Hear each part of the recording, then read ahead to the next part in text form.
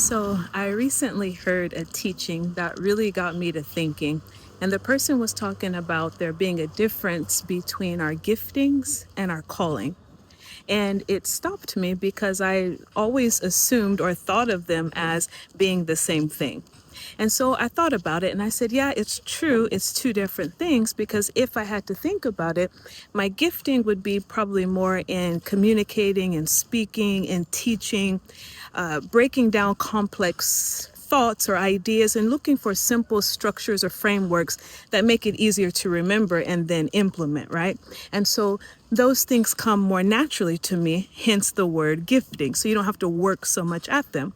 So when I was thinking about that, then I thought, well, if that's my gifting, then what's my calling?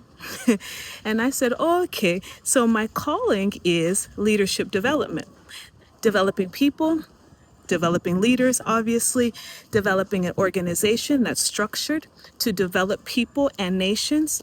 And I thought, well, that's a lot harder for me than my gifting is. And then I said, well, now I see why so many people in the Bible were running from their calling. Right? Moses was running from his calling, and so many others, because the calling or your calling is always greater than you feel like you have the ability or the capability of doing.